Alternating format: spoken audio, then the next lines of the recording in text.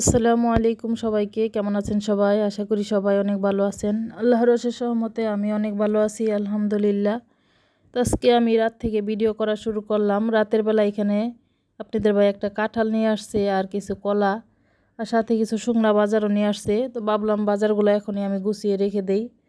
আর কাঁঠালটাও নিয়ে আসছে, কাঁঠালটাও আমি একটু চাপ দিয়ে দেখতেছিলাম, কারণ এখনকার কাঁঠাল যেহেতু মাত্র কাঁঠালের সিজন, এখন কাঁঠাল আসলে ওরকম শক্ত রুয়া কাঁঠাল পাওয়া যায় না, ভিতরে নরম একেবারে গালা কাঁঠাল।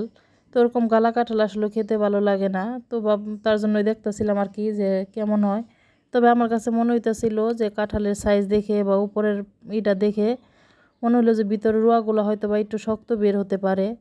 তারপরেও জানি না, কাঁঠাল ভাঙার পরে বোঝা যাবে আসলে কীরকম হয়। তো আমি এখানে ব্যাগ থেকে বাজারগুলো সবগুলো নামায় নিছি। এখানে হচ্ছে আদা নিয়ে আসছে 1 কেজি আদা, আর হচ্ছে এখানে দেশি রসুন নিয়ে আসছে আধা কেজি নিয়ে আসছে, কারণ কিছুদিন আগে হচ্ছে 1 কেজি ইন্ডিয়ান রসুন আনছিল, ওটা হচ্ছে আমি কেটে কুটে ব্লেন্ডার করে বক্সে ভরে রেখে দিছি। আর এটা আনছে শুধু ভর্তা টর্তা খাওয়ার জন্য। আর এখানে মরিচও আনছে, কিছু শুকনা মরিচ 250 গ্রাম, এগুলোও আনছে ভর্তা খাওয়ার জন্য, কারণ যেহেতু সব সময় লাগে তো একটু বেশি পরিমাণে আনছে। এগুলো হচ্ছে বক্সে ভরে রেখে দিলে অনেক দিনই আমার চলে যাবে। আর যেহেতু এখন সামনে কুরবানির ঈদ, তো টুকটাক কিন্তু অনেক বাজারই বাসায় লাগবে।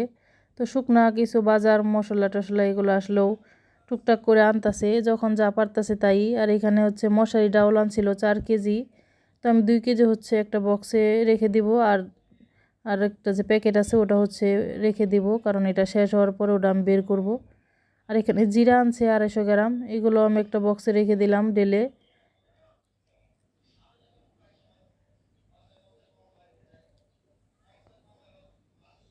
আর এখানে চিচিঙ্গা আনছে 1 কেজি হয়তো বা, এটাও কিন্তু ডাল দিয়ে বা ডিম দিয়ে ভাজি করে খেতে ভালোই লাগে।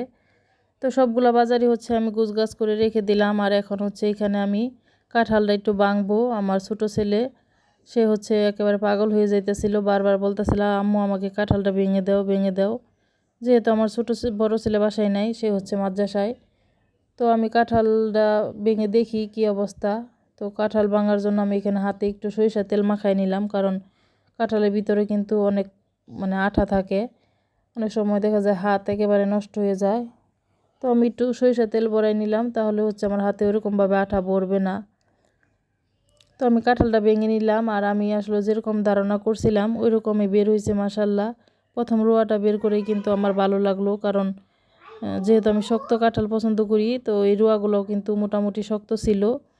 এখন কিন্তু এরকম কাঁঠাল এরকম শক্ত রোয়া পাওয়া যায় না, কারণ এখন কাঁঠালের রোয়াগুলো হচ্ছে একেবারে নরম গালা কাঁঠাল। তো আমারটা কিন্তু মোটামুটি শক্তই বেরোইছে, তো আমার কাছে ভালোই লাগলো। আর এখানে আমি বেশি ভাঙবো না, অল্প একটু কাঁঠাল ভেঙে এখন আমি আর আমার ছোট ছেলে খাবো। আর আমার ছোট ছেলে তো আসলে এরকমভাবে খাবে না, সে যদিও বলতাছে, কিন্তু আসলে ওইরকমভাবে খাবে না, হয়তো বা 2-4টা খাবে, তারপর কিন্তু সে আর খাবে না। তো আমিও এখানে কাঁঠাল ভেঙে একটা রোয়া মুখে দিলাম আলহামদুলিল্লাহ। তো বছরের প্রথম কাঁঠাল খেলাম, তো আমার কাছে কিন্তু ভালোই লাগলো, যেহেতু রোয়াগুলো শক্ত ছিল, আর শক্ত রোয়া তো আমার অনেক পছন্দের রোয়া কাঁঠাল। তারপর আমি আর আমার ছেলে খাইলাম, আর রাতের বেলা আমার বড় ছেলে আর ওর বাবা আইসা হচ্ছে খাইছে, খাওয়ার পরে এতগুলা বিচি বের হইছে।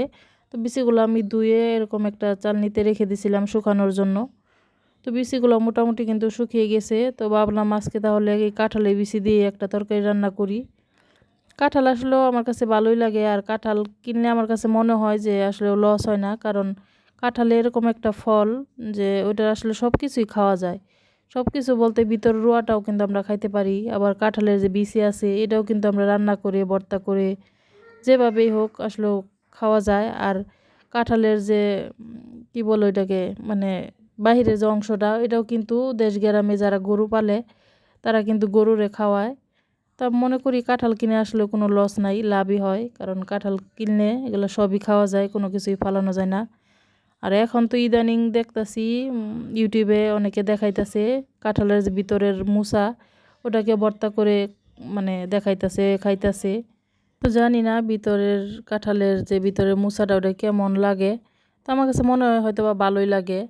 তো তো আমি এখানে কাঁঠালের বিচির সাথে একটা আলুও মানে চাকচাক করে কেটে নিছি। তো আলু আর কাঁঠালের বিচি দিয়ে হচ্ছে আমি এখানে যে পাঙ্কাশ মাছ ভেজে নিছি, এই পাঙ্কাশ মাছ দিয়ে আজকে রান্না করব তরকারিটা। তো আমি রান্না করতে আসছি আর ঠিক এই মুহূর্তে হচ্ছে গ্যাস চলে গেছে। তো ভাবলাম যেহেতু গ্যাস চলে গেছে এখন এখানে আসলে ওই গ্যাসের জন্য বসে থাকলে রান্না দেরি হয়ে যাবে। তো আমি হচ্ছে ইলেকট্রিক চুলায় রান্নাটা বসাইয়ে দিলাম। তো আমি পেঁয়াজটা ভেজে এখন হচ্ছে আমি এখানে একটু পানি দিয়ে দিলাম আর শুকনা মশলাগুলো দিয়ে দিব। যেহেতু মশলাগুলা শুকনা তো আমি একটু পানি দিয়ে দিছি যাতে করে মশলাটা পুড়ে না যায়। তো আমি হলুদ, মরিচ, ধনিয়া, লবণ সব মশলাই দিয়ে দিছি। দিয়ে হচ্ছে আমি একটু ভালো করে কষিয়ে নিব। তো কষিয়ে নিয়ে তারপরে হচ্ছে আমি এখানে কাঁঠালের বিচি আর আলুটা দিয়ে আবারও নেড়ে চেড়ে ভালো করে কষিয়ে নিব। তো আপনারা দূরে এবং কাছে যে যেখান থেকে আমার এই ভিডিওগুলো দেখেন, আপনাদের সবার কাছে আমার একটা রিকোয়েস্ট, আপনারা প্লিজ আমার চ্যানেলটাকে সাবস্ক্রাইব করে দিয়েন আর একটা লাইক দিয়ে দিয়েন। আপনাদের একটা লাইকের কারণে আমার এই ভিডিওগুলো আর অনেকেই দেখতে পারবে। আর অনেক আশা নিয়ে আর অনেক নিয়ে আপনাদের উপরে ভরসা করে আসলেও এরকম ইউটিউব জগতে আসছি। আপনারা যদি আমার পাশে না থাকেন তাহলে হচ্ছে আমি কখনোই সফলতা পাবো না। অনেক কষ্ট করে ভিডিও বানিয়ে আপনাদের জন্য করি। তো আপনারা সবাই আমার পাশে থাকেন, আমার একটু সাপোর্ট করেন। তো আমার হচ্ছে তরকারিতে বলক এসে গেছে, আমি এখন মাছগুলা দিয়ে দিব।